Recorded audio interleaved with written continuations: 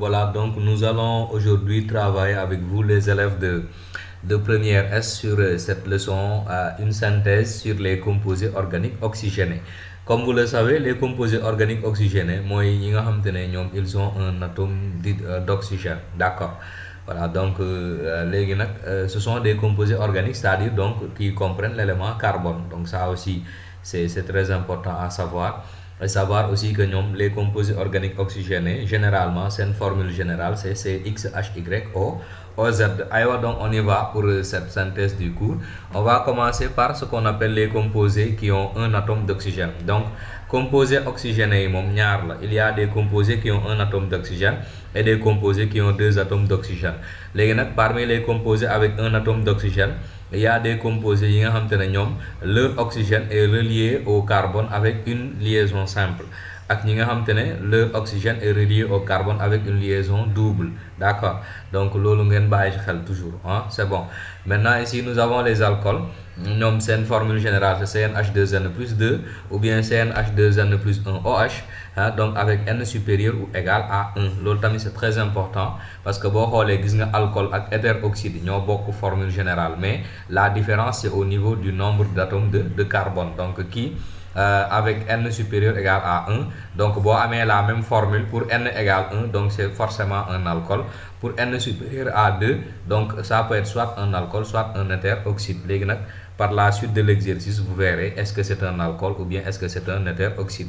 Leur motif général c'est ROH, avec R étant un radical alkyle pour les alcools. Nomenclature, donc comme on vous le met, comme on vous l'a mis ici, il suffit de remplacer donc les suffixes N et il par ol après, n'est-ce pas? Ici, avec ça, avec les alcools, groupe hydroxyle, n'est-ce pas? Le groupe OH dafay am une position bu mu nek nak fofu ngay def ol bi, n'est-ce pas? Donc éthane 1 ol, voilà, on peut avoir le propane 2 ol, n'est-ce pas? Butane 1 ol, butane 2 ol, ainsi de suite, d'accord. Après on vient donc sur les hétéroxydes.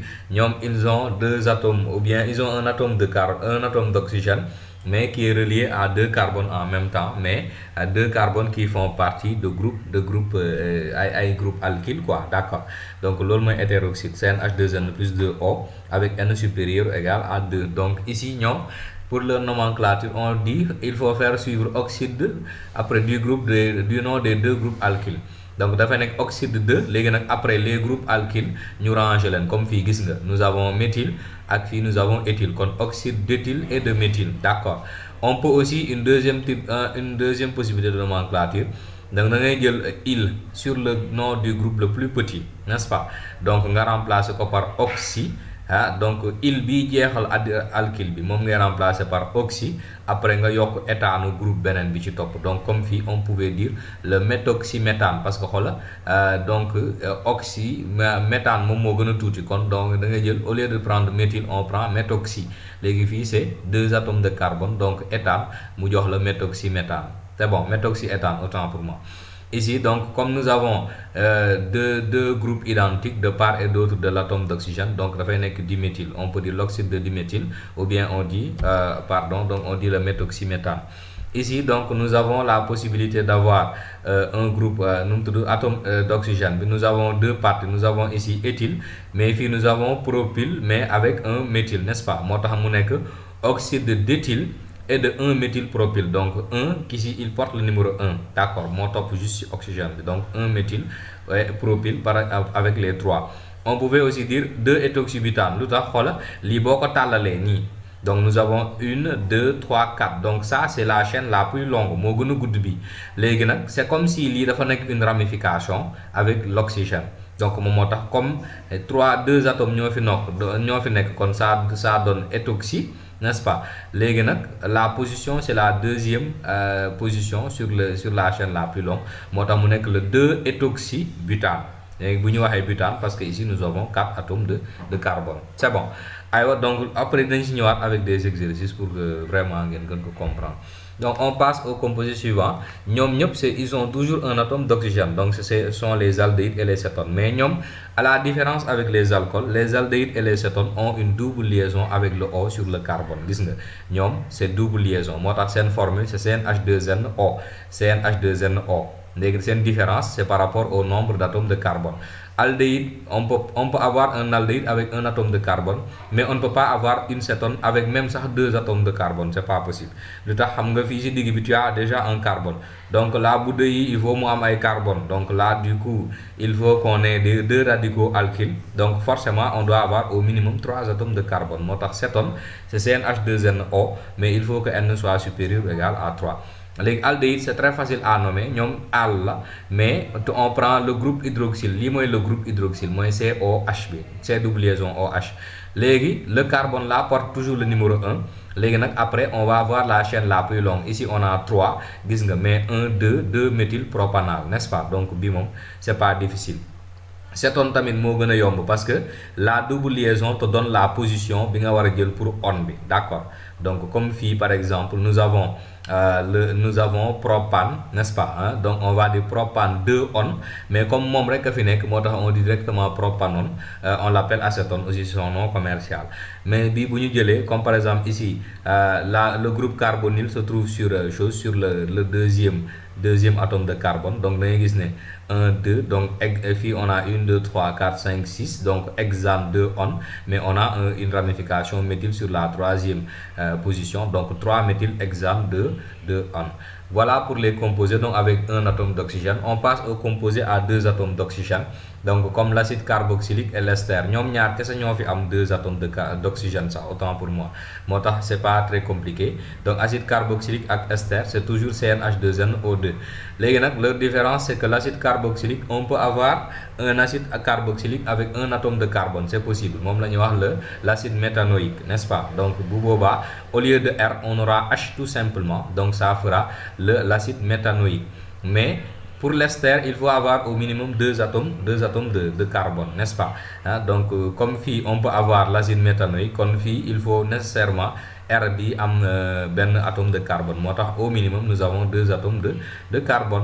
Maintenant pour nommer les esters, donc boo xoolee gis nga groupe bii nii c'est caractéristique de l'acide carboxylique, moo tax groupe bii nii fi mu nekk, donc c'est là-bas où on donne le nom de l'acide. donc da ngay jël nom acide bi, donc tu le prends avec chose comment ça s'appelle, avec nu mu tudd, on remplace l'acide bi, le nom de l'acide carboxylique on remplace ça par OAT.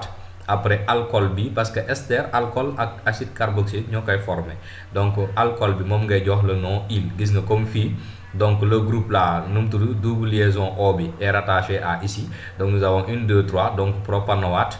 ici nous avons de l'autre côté du O méthyle, donc ça te donne le propanoate de méthyle, donc loolu kese la. on y va pour les propriétés chimiques. maintenant après avant ça il faut savoir qu'il y a 3 classes d'alcool. Il y a ce qu'on appelle les alcools primaires ou de classe 1. bu boobaa le carbone fonctionnel est relié à un atome de carbone. ou aussi les alcools secondaires ou de classe 2, le carbone fonctionnel est lié à 2 atomes de carbone. Car alcool tertiaire classe 3, donc le carbone fonctionnel est lié à 3 atomes de carbone. Léegi ce qu'on appelle le carbone fonctionnel moom mooy le carbone où est lié donc le groupe OH.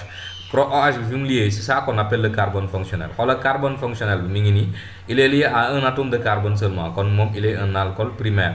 Ici le carbone fonctionnel est là, il est relié à 2 atomes de carbone, kon c'est un alcool secondaire.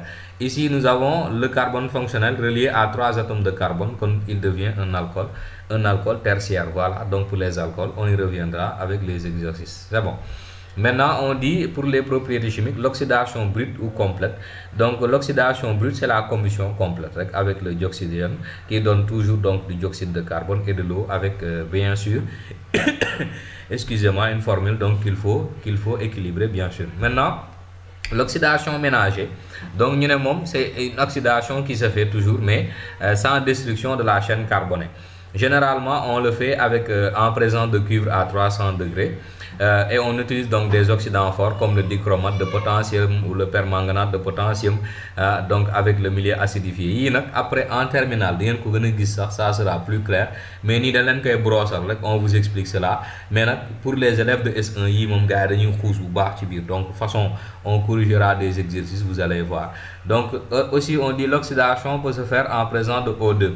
l'expérience de la lampe sans flamme. Linux, c'est valable pour les alcools seulement. D'accord. Donc, oxydation ménagée à lampe sans flamme. Donc, l'autre, c'est pour les alcools. Les alcools uniquement. Légui, si on va à l'oxydation ménagée toujours, un alcool primaire, quand l'oxydant est en défaut, se transforme en aldéhyde. Un alcool primaire, si l'oxydant est en excès, il devient un acide carboxylique. Un alcool secondaire, mon oxydant défaut ou excès, il donne une cétone. L'alcool tertiaire, il résiste à l'oxydation. Donc les alcools tertiaires ne sont pas oxydés. D'accord. Les aldéhydes donnent des acides carboxyliques. Donc les gars, ce sont des choses qu'il faut connaître. Donc il faut les apprendre par cœur. D'accord. Il y a aussi ce qu'on appelle le test d'identification des aldéhydes et des cétones, parce que gis nga bo ñëwé ci oxydation bi après problème yi ay alcool primaire la wala secondaire day ñëw ci exercice yi. Donc bu boba c'est avec les tests d'identification que vous pourrez savoir si vous avez affaire à un alcool primaire ou un alcool secondaire, parce que bu ñu oxydé ñu am aldéhyde, donc tu verras que bu boba on a un alcool primaire. Bu dé oxydation bi cétone la parce que def nañ un test mu négatif, donc comme c'est une cétone, donc c'est un alcool secondaire. Non lañ koy xamé. Motax li mom c'est un tableau à apprendre par cœur, mais il est très facile. Yow yi ni yépp sax mën nga ci baña son. Yow jappal rek né l'aldéhyde mom il réagit avec tout le monde. La cétone réagit seulement avec DNPH, mais mom il est sans réaction avec les autres tests. Maintenant, c'est bien aussi de savoir DNPH, solution jaune, liqueur de Fehling, réactif de Schiff et le réactif de Tollens qu'on appelle aussi le nitrate d'argent. D'accord. Alors, donc, on passe aux propriétés chimiques. On dit que pour la déshydratation intramoléculaire, donc ça, c'est une déshydratation qui se fait à l'intérieur d'une même molécule. C'est-à-dire, on prend une molécule, voilà, donc d'alcool. On enlève voilà une autre molécule, on enlève une molécule d'eau dans la même molécule. Boba, si on a utilisé un alcool, on obtient un alcène et de l'eau, comme on vous l'a mis ici. Voilà, donc on obtient ni comme CnH2n plus un OH. Sa déshydratation en présence donc d'acide sulfurique donne un alcène, donc CnH2n plus O. C'est bon. C'est la règle de Zaitsev. C'est l'inverse de la règle de Markovnikov. La règle de Markovnikov donne une hydratation alcoolique. Le groupe se fixe sur le carbone le moins hydrogéné, l'hydrogène va sur le carbone le plus hydrogéné. Zaitsev, il se dit que la double liaison se forme sur le carbone le moins hydrogéné, n'est-ce pas? Double liaison, il faut les former. Donc, non lay démé quoi. Donc, comme ici, si vous voyez bien, donc nous avons attention, nous avons un cas là, voilà, donc nous avons la déshydratation ici de ça. Donc vous voyez, celui-là c'est le carbone le moins hydrogéné. Donc donc on va c'est la double liaison de l'autre côté. Mais double liaison finie par rapport au carbone le moins hydrogéné et le carbone certes c'est le carbone le moins hydrogéné, mais il le partage avec celui-là. Zaitsev te dit que la double liaison se forme ici, n'est-ce pas, en majorité. Certes, nous avons un isomère, mais c'est moins majoritaire. Ici, on a le majoritaire et on a, excusez-moi, on a aussi le minoritaire. C'est bon. Ça, c'est par rapport à la déshydratation intramoléculaire. On peut avoir aussi ce qu'on appelle une déshydratation intermoléculaire. On a deux molécules identiques ou différentes, mais toujours avec des molécules d'alcool. Dans ce cas-là, on obtient un éther-oxyde et de l'eau, donc selon la réaction suivante, comme vous le voyez, si nous avons deux molécules d'alcool, elles vont former un éther-oxyde et de l'eau. D'accord. Si les molécules sont différentes, on obtient un mélange de 3 éther-oxydes. Donc, donc, mais si les molécules, si c'est la même molécule d'alcool, on obtient un seul éther-oxyde et de l'eau. Mais si les molécules d'alcool sont différentes, on obtient donc un mélange. D'accord. Nous avons la même molécule d'alcool, donc c'est le butane 2-ol. Donc c'est 4 atomes, donc deuxième position, donc 2 molécules de butane 2-ol qui vont donner donc un éther-oxyde, n'est-ce pas? Donc éther-oxyde, je crois que fait au nomenclature, n'est-ce pas? Donc c'est éthyle. C'est éthyle aussi, n'est-ce pas? Plus de l'eau. Il y a un khalat exactement. Lan mom moy nomenclature bi, lan la waxone. Légui delu ci watal fi touti, on revient un peu. Voilà. Éther-oxyde. Attends, néna la lan da ngay ñew oxyde d'éthyle et de méthyle, méthoxyéthane, n'est-ce pas? Légui kon buñu delu ci waté fi, si on revient, qu'est-ce qu'on va avoir? Voilà, donc on a déshydratation intermoléculaire. Voilà, ñu ngi fi gis nga légui xola éthyle nga am ak éthyle, n'est-ce pas? Xam nga kon c'est deux yoo xam te ne dañoo nuroo. On est d'accord, donc da ngay am lan da ngay am oxyde de diéthyle n'est-ce pas? Oxyde de diéthyle ou bien tu dis éthane, oxyde de diéthyle wala éthane, yaa ngi dégg, plus de l'eau. Voilà, c'est pas très compliqué loolu la rek, mais avec de l'entraînement vous allez réussir. Donc on passe à la dernière réaction, donc l'estérification, moom laa doon expliquer léegi, avec l'alcool et l'acide carboxylique qui réagissent pour donner de l'ester et l'eau. Donc là, nous avons une réaction qui est réversible, donc qui est limitée, plutôt qui est lente et athermique. Et aussi, dina am benn paramètre qu'on vous demande généralement de calculer, c'est-à-dire le pourcentage d'alcool estérifié. Ça, vous avez trois façons pour le calculer. Donc, soit vous avez le nombre de moles d'alcool réagi sur le nombre de moles d'alcool initial fois 100, ou le nombre de moles d'ester formé sur le nombre de moles d'alcool initial fois 100, ou le nombre de moles d'acide réagi sur le nombre de moles d'alcool initial fois 100. Donc toujours c'est sur le nombre de moles d'alcool initial. Lu tax boo xoolee ils vont réagir mol à mol, donc il n'y a pas de souci. Donc dans ce cas le dénominateur sera toujours le nombre de moles d'alcool initial. Léegi nag soit on peut prendre le nombre de moles d'alcool qui a réagi, qui sera égal au nombre de moles d'acide qui a réagi, sera égal aussi au nombre de moles d'ester qui s'est formé. Donc voilà pour les propriétés chimiques de l'estérification. Et voici aussi la fin de cette synthèse. J'espère qu'elle va vous aider et à bientôt pour de nouvelles vidéos scientifiques.